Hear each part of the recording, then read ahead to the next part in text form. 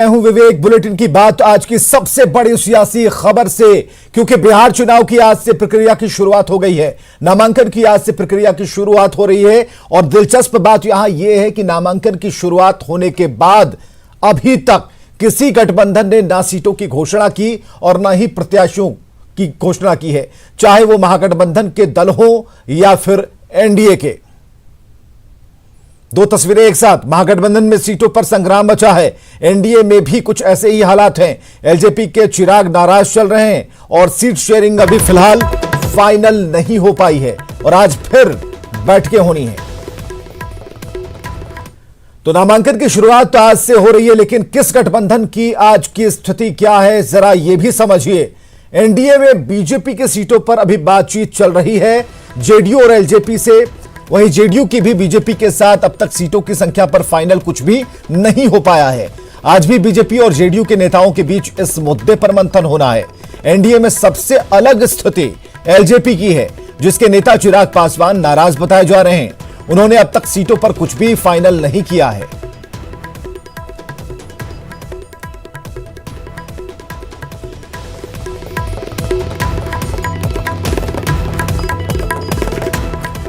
और अब बात महागठबंधन की करते हैं, जहां सीटों पर सबसे ज्यादा संग्राम है। हालात ये हैं कि पुराने साथी छोड़कर जा रहे हैं, नए जुटे साथी भी अपना फैसला अलग से ले रहे हैं। बात अगर आरजेडी की हो तो सीटों पर बातचीत सहयोगी दलों से जारी है, लेकिन तय कुछ भी नहीं है। कांग्रेस को जो ऑफर मिला है उससे कांग्रेस के नेता नाराज बताए जा रहे हैं और इसके अलग वाम दल जो पिछले महीने ही आरजेडी के साथ आए थे, उन्होंने नाराज होकर 30 सीटों पर लड़ने की घोषणा करते हुए सीटों के नाम की घोषणा भी कर दी है। वहीं महागठबंधन के दो दल हम पहले ही महागठबंधन छोड़कर एनडीए का हिस्सा है, वहीं आरएलएसपी भी महागठबंधन छोड़कर अलग राह पर है।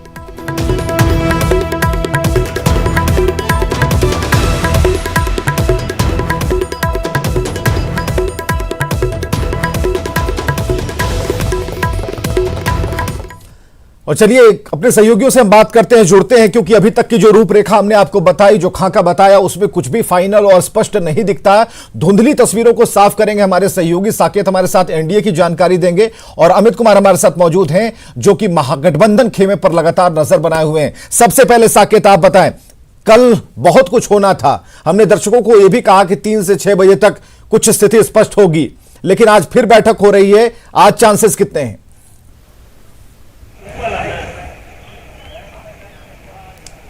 देखिए, बिल्कुल कल देर रात सभी जो बीजेपी के बड़े नेता हैं, जिनको बिहार चुनाव के लिए नियुक्त किया गया है, वो सभी लोग पटना पहुंच गए हैं कल रात। और आज अहम दिन है बीजेपी के लिए, या यूं कहे एनडीए के लिए, क्योंकि आज ही जेडीयू के साथ बीजेपी की बैठक होनी है, जिसमें जेडीयू के तरफ से जो नेता हैं वो रहेंगे और साथ ही साथ बीजेपी के नेता। क्योंकि कल जो दिल्ली में बैठक हुई विवेक, उसमें जो कुछ निर्णय लिया गया है, क्योंकि माना जा रहा है कि यहाँ जो पेच है सिर्फ एलजेपी के साथ ही नहीं है, जेडीयू और बीजेपी के बीच भी कई ऐसी सीटें हैं जिस पर मामला सुलझाना है। जेडीयू कई ऐसी सीटें डिमांड कर रही है बीजेपी से, जो बीजेपी कोटे की सीट है, और वहां बीजेपी के अभी भी कुछ सीटों पर विधायक हैं। ऐसे में ये जो करीब 15-16 सीटें हैं, इसे भी सुलझाना है। और साथ ही साथ चिराग पासवान एक अलग से एनडीए में टेंशन क्रिएट किए हुए हैं। तो एक अहम बैठक आज जेडीयू के नेताओं के साथ यहां पर होगी। और ये भी हमारे सूत्र बता रहे हैं विवेक कि आज नीतीश कुमार से भी बीजेपी के जो बड़े नेता हैं, चाहे वो भूपेंद्र यादव हो, देवेंद्र फडणवीस हो, ये लोग आज नीतीश कुमार से भी मिलेंगे। तो माना जाए कि आज जेडीयू और बीजेपी के पास जो सीटों का जो तालमेल है, उस पर मामला साफ हो जाएगा। जो अदला बदली का मामला है सीटों का, वो तमाम चीजें तय कर ली जाएगी। बिल्कुल साकेत, हम जरा अमित से बात करते हैं। अमित, आज कहा जा रहा है, जो साकेत बता पा रहे हैं, अभी तक की इंफॉर्मेशन ये कहती है कि जो 15 से 16 सीटें हैं, उसकी स्थिति अदला बदली वाली जो बात चल रही है उस पर स्पष्ट हो जाएगी। और आज एक बड़ी बात सामने आ रही है कि नीतीश कुमार से बीजेपी के लीडर मिलने वाले हैं। महागठबंधन में क्या चल रहा है? सभी बाहर ही जा रहे हैं या कुछ भीतर भी आ रहे हैं? और भीतर आकर क्या अपनी मनमानी चल रही है? देखिए विवेक, सबसे अहम बात है कि महागठबंधन में जो तस्वीरें हैं वो बिल्कुल अब तक साफ नहीं हो पाई है। कहीं ना कहीं जो तल्खी है कांग्रेस और आरजेडी के बीच में, वो अब भी बरकरार है। कांग्रेस सीधे तौर पे कांग्रेस का कहना है कि जब तक सम्मानजनक सीट नहीं मिली तब तक हम जो है आगे की वार्ता नहीं करेंगे, राहें जुदा भी हो सकती है, इसके भी संकेत मिल रहे हैं। दूसरी तरफ आरजेडी की बात कर ले जाए तो आरजेडी भी जो है कहीं ना कहीं लगातार आरजेडी की तरफ से ये बयान सामने आ रहे हैं कि कांग्रेस को अपनी हट छोड़ना होगा, अपनी जिद त्यागनी होगी। अगर महागठबंधन साथ लेकर के चलना है, चूंकि हम नहीं चाहते कि कांग्रेस को छोड़े, कांग्रेस पुरानी पार्टी है, तो निश्चित तौर पे कहीं ना कहीं आरजेडी जो है वो भी पूरे तौर पे झुकने को तैयार नहीं है, ना ही कांग्रेस। दोनों के तरफ से जो तर्क तेवर है उसके कारण महागठबंधन को नुकसान हो सकता है, ये भी कहा जा रहा है। लगातार जो है आरजेडी के लोग भी कर रहे हैं, कांग्रेस के लोग भी कर रहे हैं, लेकिन ये जिम्मेवारी कोई तय नहीं कर रहा है कि आखिर पहल कौन करेगा, कौन वो जिम्मेवार व्यक्ति होगा, कौन वो जिम्मेवार दल होगा, जिसके कारण से आरजेडी और कांग्रेस की अगर राह जुदा होती है तो जिम्मेवारी किस पे ऊपर जाएगी। तो कहीं ना कहीं इन चीजों को लेकर के अभी भी कसमकस जो है बनी हुई है। और बिल्कुल अमित, कसमकस अभी भी बरकरार है। साकेत जरा में ये बताइए, आपने ये कहा कि कुछ सीटों पर अभी भी जो जिच है वो कायम है, बातचीत हो रही है। साकेत हमें जरा ये कहिए, बताइए कोई ऐसा फॉर्मूला भीतर खाने से सामने आ रहा है जिसको सामने हम रखें, उस पर कुछ सेट करें और फिर कुछ बात बने, ऐसा कुछ फॉर्मूला भी आ रहा है, ऐसे बातचीत हो रही है? क्योंकि जो सीटों की संख्या आप बता रहे हैं वो काफी ज्यादा है और अहम सीटें होंगी, सिटिंग सीटें होंगी, तो ऐसे में कैसे अदला बदली होगी? किसे निराश किया जाएगा, किसे खुश किया जाएगा?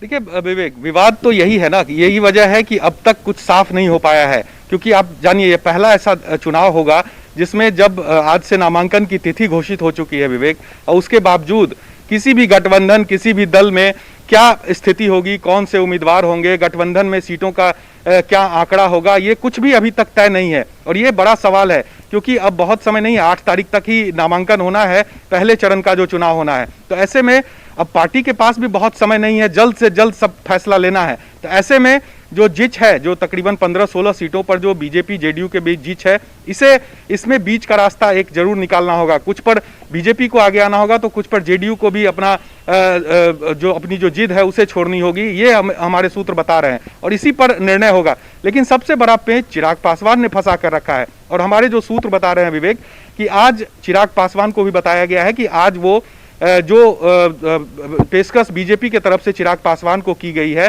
उस पर आज वो फैसला ले, आज का दिन इसके लिए तय किया गया है। चलिए आज पूरी नजर रखनी होगी, आज पूरी नजर रखनी होगी। एक भरोसा और भी जगह है कि आज कुछ ना कुछ फाइनल जरूर हो जाएगा क्योंकि 8 तक की डेट है पहले फेज के इलेक्शन के नामांकन की।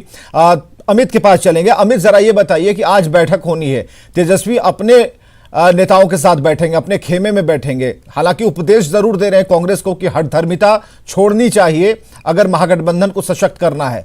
हट कौन कर रहा है, कांग्रेस या आरजेडी? देखिए विवेक, हम कह सकते हैं कि हट दोनों तरफ से है, हठधर्मिता जो है वो दोनों तरफ से ही अपनाई जा रही है क्योंकि आरजेडी ये कह रही है कि कांग्रेस बड़ी पार्टी है, राष्ट्रीय पार्टी है और आरजेडी क्षेत्रीय पार्टी है। ये अपनी दलील दे रहे हैं, लेकिन दलील के साथ साथ जो कहीं ना कहीं त्याग की भावना जो होनी चाहिए, जो साथ लेकर के चलने का जो होना चाहिए, इच्छा शक्ति होनी चाहिए, उसका भाव दोनों ही पार्टियों में देखने को मिल रहा है। आरजेडी के लोग ये भी कह रहे हैं कि जो कांग्रेस है वो पूरे देश में चुनाव लड़ती है, हम क्षेत्रीय पार्टी है तो बिहार झारखंड में ही सिर्फ चुनाव लड़ते हैं, तो ऐसे में उन्हें समझना चाहिए और क्षेत्रीय पार्टियों का मान सम्मान करना चाहिए। कहीं ना कहीं ये एक कोशिश हो रही है कि अगर महागठबंधन से कांग्रेस अलग जाती है तो इसका ठिकरा कांग्रेस पे आरजेडी फोर्स। चलिए बिल्कुल, आप दोनों का बहुत बहुत शुक्रिया। आज शाम को फिर हम अपने दर्शकों को कह रहे हैं कि आज शाम तक हो सकता है, क्योंकि ये नेता जब बैठेंगे आपस में बात करेंगे, कुछ बातें निकल जाएं, क्योंकि हमसे ज्यादा जल्दबाजी इन्हें होगी कि टिकट और सीटों का और प्रत्याशियों के नामों का ऐलान हो जाए, जिससे कि जल्द से जल्द किसी दूसरे फेज की तरफ चलें, क्योंकि जो सीटों की संख्या है उस पर जितनी भी सीटें जिच के दायरे में आ रही हैं उसे जल्द से जल्द दूर भी करना है। बहुत बहुत शुक्रिया आप दोनों का, साकेत और अमित। इधर एनडीए के नेताओं ने तेजस्वी यादव की नेतृत्व क्षमता पर सवाल खड़े कर दिए, कहा कि तेजस्वी के कारण ही सहयोगी साथ छोड़ रहे हैं। तेजस्वी का जो अनाड़ीपन है, अनुभवहीनता और अहंकार, ये सब दुर्गुण एक साथ हों तो फिर सफर आसान नहीं रह जाता है। लेकिन दूसरा पक्ष यह है कि कार्यकर्ताओं को और नेताओं को यह भरोसा ही नहीं है कि तेजस्वी यादव के नेतृत्व में उनकी वापसी संभव है, और इसलिए ये जो असुरक्षा का भाव है ये बड़े पैमाने पर पलायन की स्थितियां पैदा कर रहा है। और ये संगठन और गठबंधन, जो हम कहते हैं ना कि युद्ध शुरू होने के पहले ही ढेर हो जाना, तो ये उसी स्थिति में राजद और उसका पूरा संगठन पहुंच चुका है। तेजस्वी यादव राजनीति में नौसिखिए के समान काम कर रहे हैं। न अपनी पार्टी को संभाल रहे हैं, न गठबंधन को संभाल रहे हैं। गठबंधन के भी उनके क्रियाकलापों के कारण दल छोड़ छोड़ करके भाग रहे हैं। जो साथ हैं वह भी उनको नेता मानने को तैयार नहीं है। और एनडीए के आरोप पर आरजेडी ने पलटवार किया, दावा किया कि तेजस्वी के नेतृत्व में सरकार बननी तय है।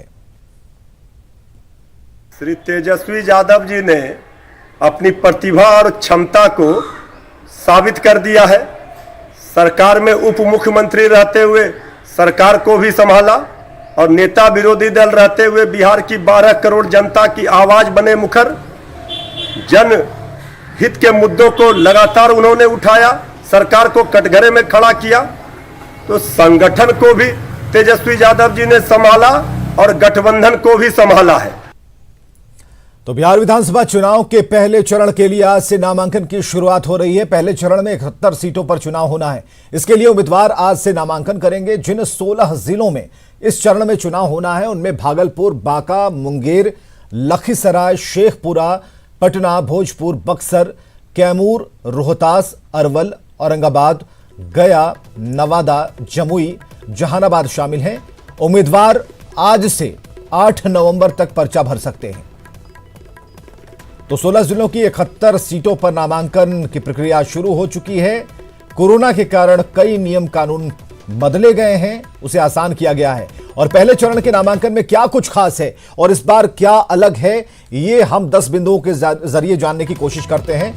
तो 16 जिलों की 71 सीटों पर आज से नामांकन की प्रक्रिया शुरू हो गई है। 8 अक्टूबर नामांकन की अंतिम तारीख है। इसके अलावा 9 अक्टूबर की तारीख है जब नामांकन पत्रों की जांच की जाएगी। 12 अक्टूबर तक वापस लिए जा सकेंगे नाम। और कोरोना के कारण नामांकन प्रक्रिया में बदलाव किए गए हैं। ऑनलाइन नामांकन दाखिल करने की इस बार सुविधा मिलेगी और जमानत राशि भी ऑनलाइन जमा कर सकते हैं। निर्वाची पदाधिकारी के पास भी कर सकते हैं इसे जमा। और नामांकन के समय 2 व्यक्ति ही मौजूद होंगे। इसके अलावा इन सीटों पर 28 अक्टूबर को पहले चरण का मतदान होना है। और अगली बड़ी खबर पटना से है, जहां गांधी मैदान थाना की पुलिस ने बीती देर रात बिस्कोमान भवन के पास वाहन चेकिंग के दौरान 74 लाख रुपए जब्त किए हैं। पुलिस ने रकम फॉर्च्यूनर कार से जब्त की है। गाड़ी उत्तर प्रदेश के नंबर की है और नंबर है UP 65 CR 7000। और पुलिस ने गाड़ी के ड्राइवर से पूछताछ की तो पता चला कि उसके साथ सासाराम के होटल कारोबारी संजय कुमार सिंह पटना आए थे, लेकिन वे कहीं उतर गए और इस गाड़ी से रुपए जब्त हुए हैं। उस पर एक राजनीतिक दल का झंडा और बैनर लगा है। सूत्रों की माने तो एक MLC ने टिकट दिलवाने के लिए संजय सिंह से रुपए की मांग की थी। हालांकि पुलिस फिलहाल तमाम बिंदुओं की जांच में जुटी है। तो फिर सवाल यह है कि किसका है ये पैसा। न्यूज़ 18 सवाल खड़े कर रहा है कि लग्जरी गाड़ी से मिले हैं 74 लाख, ये रुपए हैं किसके? क्या चुनाव में टिकट के लिए इस्तेमाल के लिए ये रुपए लाए जा रहे थे? और गाड़ी में जो बैठा हुआ होटल कारोबारी है वो कहां चला गया? बिहार विधानसभा चुनाव को लेकर रेलवे भी सतर्क है। मुजफ्फरपुर में GRP ट्रेनों में चेकिंग अभियान चला रही है और आज सुबह चेकिंग अभियान का जायजा लिया सहयोगी प्रवीण ठाकुर ने।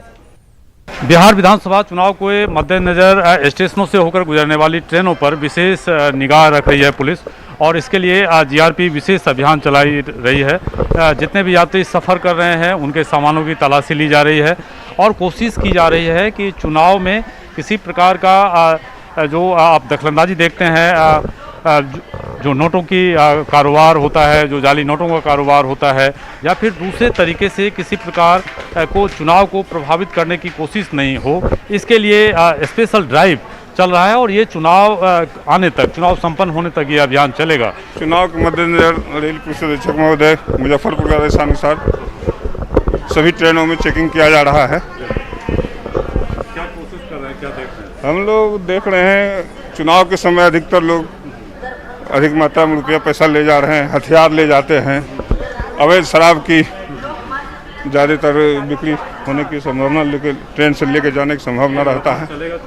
हाँ, चुनाव चलेगा और हम लोग डेली चला रहे हैं। तमाम ट्रेनों में इसी प्रकार जो स्टैटिक सर्विलांस टीम है उनके जरिए निगाह रखी जा रही है, नज़र बनाए रखा जा रहा है कि कहीं हथियारों की तस्करी तो नहीं हो रही है, या फिर जो तय सीमा है रुपयों की आवाजाही की उससे अधिक तो नहीं हो रहा है, या फिर शराब की खेप जो बाहर से भी आती है वो तो नहीं आ रहा है। तो कुल मिलाकर ये कोशिश की जा रही है इस अभियान में कि बिहार विधानसभा चुनाव निष्पक्ष हो, लोग भयमुक्त होकर वोट करें, कोई दबाव ना बना सके। इसके लिए ये विशेष अभियान मुजफ्फरपुर सहित आसपास के तमाम जंक्शनों पे ये किया जा रहा है।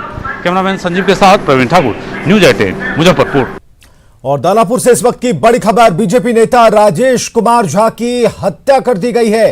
पटना के तेज प्रताप नगर में वारदात को अंजाम दिया गया है। बड़ी खबर इस वक्त की, जहां पटना के तेज प्रताप नगर में एक बड़ी घटना घटी है और खबर है कि बीजेपी नेता राजेश कुमार झा की हत्या कर दी है। बाइक सवार 2 अपराधियों ने गोली मारी है। मॉर्निंग वॉक के दौरान इस घटना को अंजाम दिया गया है। अमरजीत है फोन लाइन पर। अमरजीत, क्या अपडेट है, क्या खबर, इसके पीछे की सच्चाई आ रही है सामने? जिस तरह से इस मामले में बात आ रही है सामने, उसमें राजू बाबू, जो राजेश नाम है उनका, और ये जेल के कोई अपराधी हैं, उनकी पत्नी को काफी दिनों से रखे हुए थे साथ में, और यही वजह अभी तक सामने आ रही है कि हत्या का कारण हो सकता है, और लोग कयास भी यही लगा रहे हैं। और ये सुबह में मॉर्निंग वॉक के लिए निकले थे तेज प्रताप नगर से, और उसी दौरान 2 अपराधी आए मोटरसाइकिल पे सवार, सटा करके गोली मारी गई है और उसके बाद अपराधी फरार हो गए। वहीं पे इनकी मौत हो गई है। पुलिस घटना के बाद पहुंची है, उसके बाद पोस्टमार्टम के लिए शव को भेज दी है और जांच किया जा रहा है। जी चलिए, बहुत बहुत शुक्रिया अमरजीत इन तमाम जानकारियों के लिए। और अगली खबर है अररिया से, जहां परमान नदी का पानी थोड़ा घटा तो जरूर है, लेकिन लोगों की परेशानी खत्म नहीं हुई है। मुख्यालय से सटे रहमतगंज इलाके में परमान नदी में आए उफान से पूरा गांव टापू बन गया है।